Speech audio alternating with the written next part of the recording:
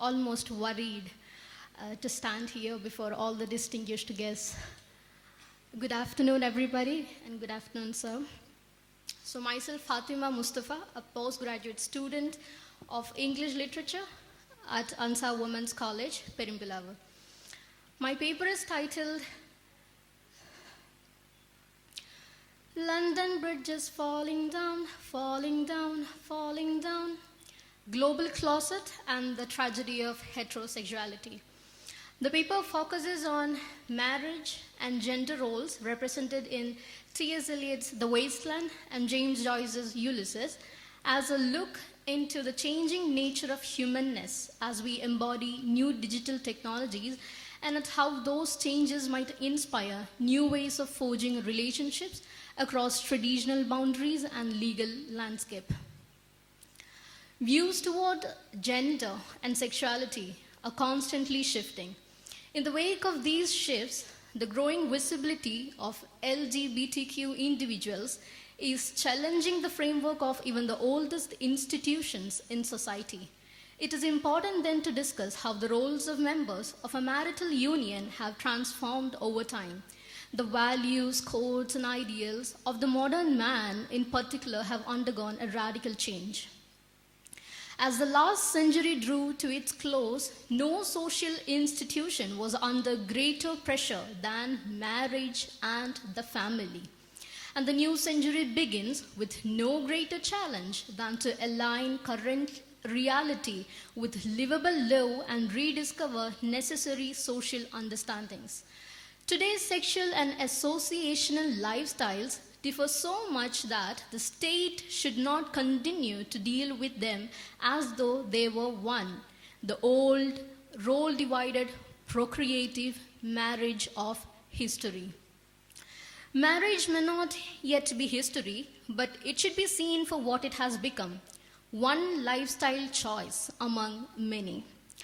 First, I will consider the characters represented in Ulysses and its relation to modern situation, and then I will move on to The Wasteland. I will conclude my discussion with a modern analysis of the nursery rhyme mentioned at the end of the poem, The Wasteland, and connect it with the need for constitutional flexibility to strengthen the human rights. I'll try my best to shorten my paper. I have a lot to say. I'll be bombarding you with a lot of almost every characters in Ulysses, not every, but the main characters in Ulysses and 3 of the relationships mentioned in The Wasteland. So Joyce and Eliot wrote decades before, as we know today, 100 years before the term gender came to signify masculinity and femininity, and a few years before sexual orientation actually took meaning. One conclusion is obvious. They wanted readers to think about biological sex, gender, and sexual orientation as they read Ulysses and The Wasteland. I'm getting straight into the Ulysses. All the action of Ulysses takes place in the immediately around Dublin on a single day, that is June 16, 1904. The 3 central characters, Stephen Dedalus, the hero of Joyce's earlier Portrait of the Artist as a Young Man, Leopold Bloom, a Jewish advertising canvasser, and his wife, Molly, who is ready to embark on an affair with another man other than her husband, who is Bloom. So these are considered the modern counterparts of Telemachus, Ulysses, and Penelope, respectively, which is a family, a divine family, who actually keeps up all the traditional norms of being a family. I am trying to convince you that the representation of the main characters, Stephen, Leopold Bloom, and Molly Bloom, can be considered androgynous. These characters shows characteristics of male and female. Leopold Bloom fails the 2 traditionally most important tests of masculinity, physical prowess and sexual conquest. Bloom is, however, potentially more feminine than masculine. He enjoys making Molly breakfast. He admit in one of the chapters that Molly informs us that one of the main reasons she liked Bloom during their courtship was that she, quote, so he understood or felt that what a woman is, unquote. And in Stephen Dedalus, Bloom finds a surrogate son. In addition, he is much closer to the 15-year-old Millie than is Molly. Millie is Bloom's daughter and Molly's. Coming into Molly, Molly is the wife of Bloom, and in contrast, projects herself as aggressive and even masculine. The other side of the coin of Bloom's marriage. Molly detests traditional feminine duties. She hates sewing, hates bandaging and dosing. She desires phallic experiences, such as fringe epistle.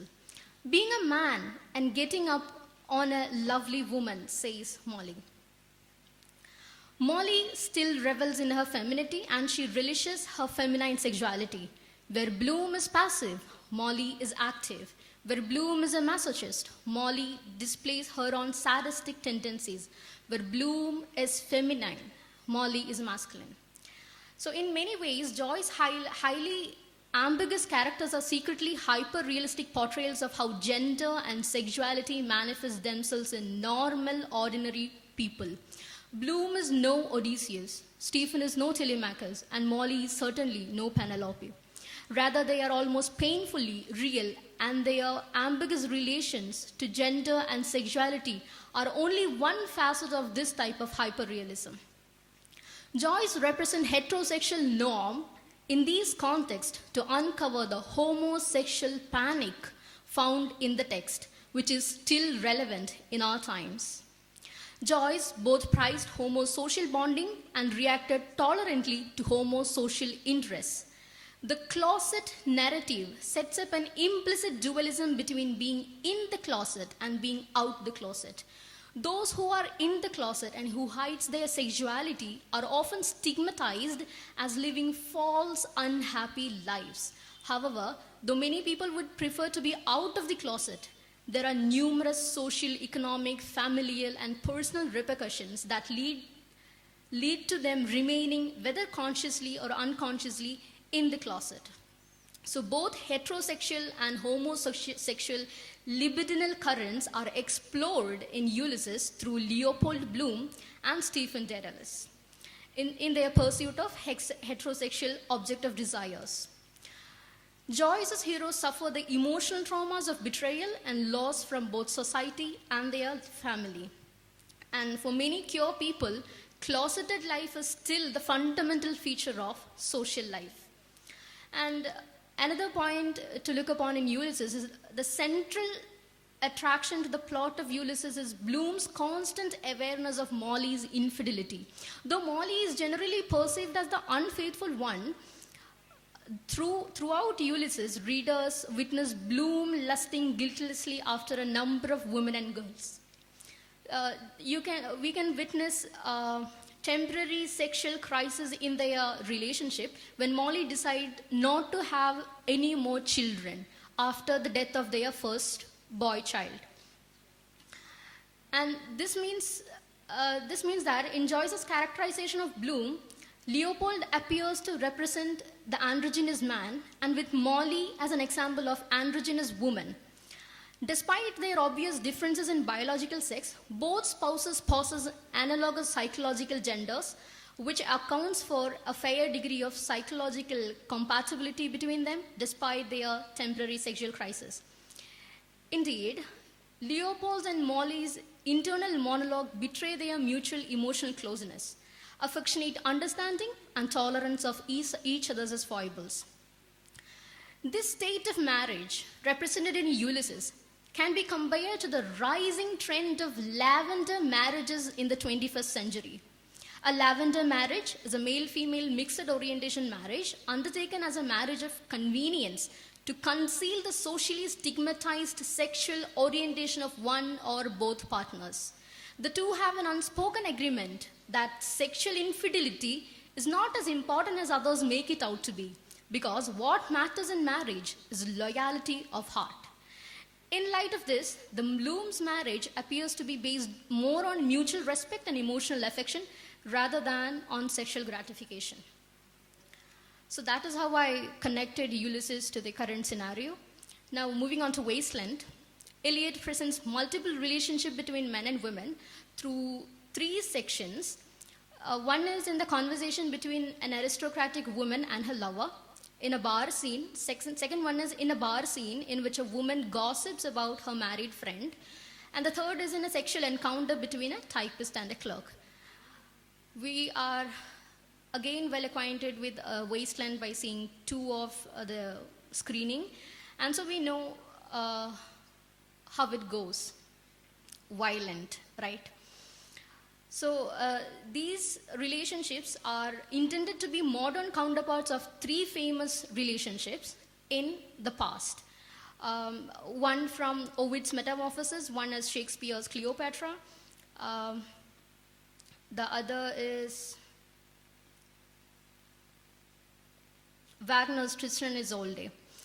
Although many critics have claimed that the Wasteland illustrates the modern age's spiritual and moral turmoil, it also reflects how the failure of marriage influences the society. In first of this relationship, a woman tried to pick up a conversation with her lover, and the lover is largely reluctant to have a conversation. So she recognizes herself as the weaker one of the two, and the man is more calm.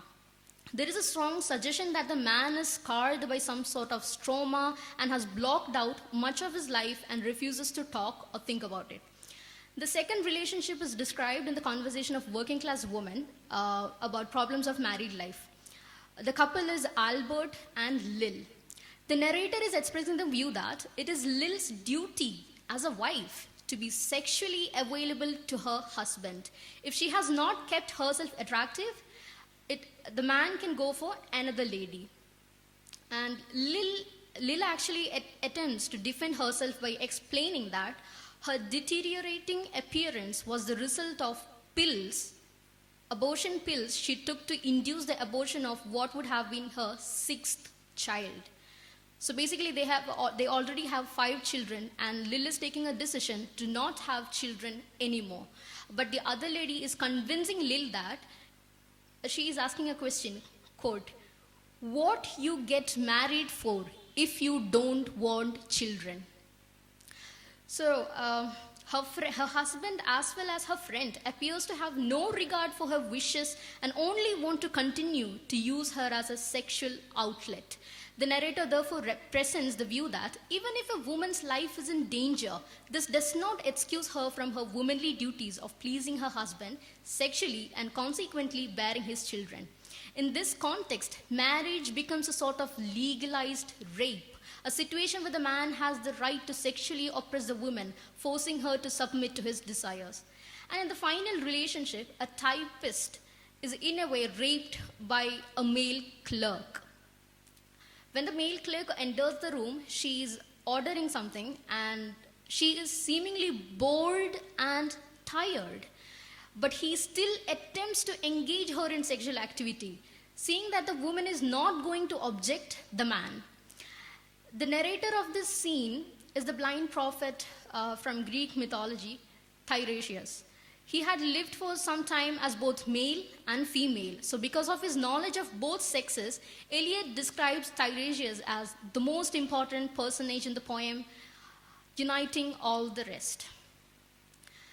So this final scene portrays distinct gender roles. And in fact, the other scenes also portray the distinct gender roles that are thought of as socially acceptable.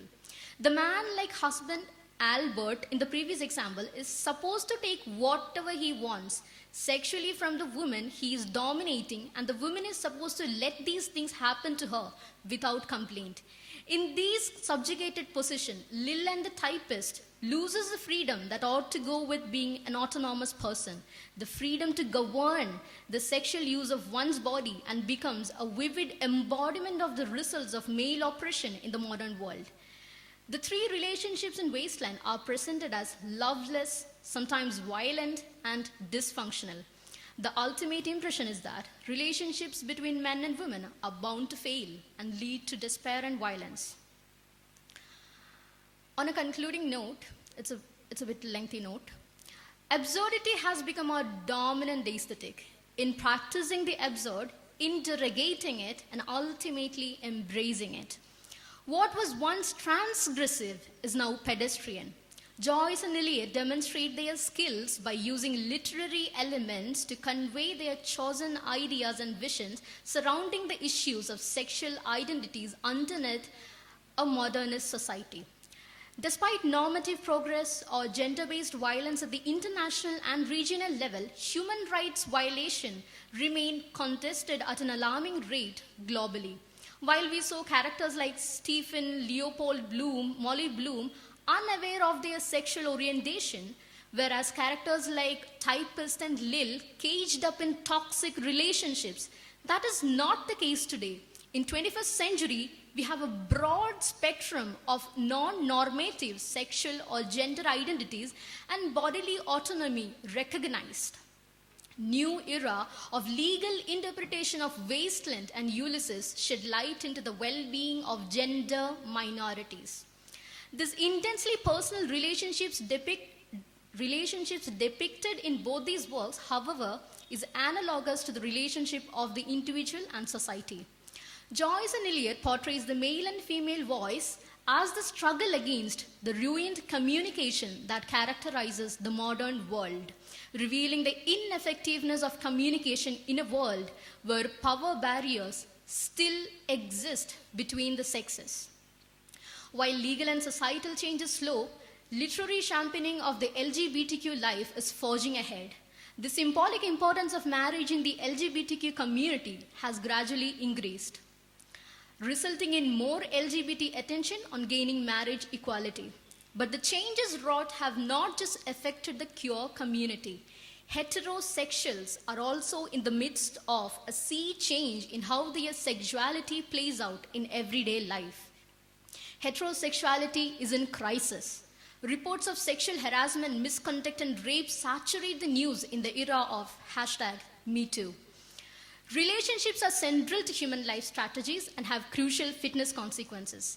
Marriage has changed dramatically throughout history, but gender inequalities remain, particularly if couples prefer to live together without getting married.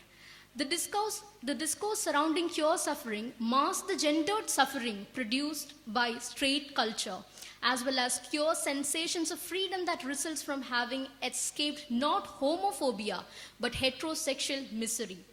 The normalization of violence and mutual dislike was central to straight culture from its modern inception. And even when this was recognized as a problem, efforts to address it simply reproduce the same binaries, subject or object frameworks that undergirded the problem in the first place. The important point here is that while many people remain attached to the notion that embracing men's and women's purportedly unchangeable and complementary difference is the key to heterosexual harmony, this framework has never made a dent in the violence and misogyny that cause straight people to suffer. Straight men and women spend thousands of dollars every day on relationship coaches, seduction boot camps, and couples therapy in a search for happiness. In the 21st century, straight women, and to a lesser extent straight men, have tried to mend a fraught patriarchal system in which intimacy, sexual fulfillment, and mutual respect are expected to coexist alongside enduring forms of inequality, alienation, and violence in straight relationships. Even today, the iron grip of social structure that attempts to reinforce heterosexual and patriarchal traditions and values are reaping tragic outcomes. The non-recognition of same-sex marriage in many societies means that the marital rape is still conceived in heteronormative terms. Indeed, it is telling that it is in those societies that are most resistant to permitting same-sex marriages or indeed recognizing the rights of same-sex people that still permit husbands to rape their wives. Legal concepts in the law and custom in some countries continues the persistence of marital rape exemptions even where extensive reforms have been made to address domestic and other forms of violence against women. At some point, every one of us embark on a journey to find love. Love is the marrow of life. We meet people, get into and out of relationship, all with the hope of finding someone with whom we share a deep connection. This seems standard now, but it's widely different from what people did even just decades ago. Single people today have more options than at any point in human history. With technology, our abilities to connect with and sort through these options are staggering. In a short period of time, the whole culture of finding love and being in love has changed dramatically. Today, people marry later than ever and spend years of their lives in a quest to find the perfect person, a soulmate.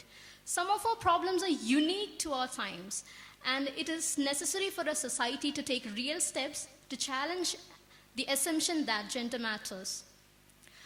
Restrictions still exist, tell us that there is much to do. A backlash against sexual and reproductive rights is brewing, driven by well-funded and organized interest groups.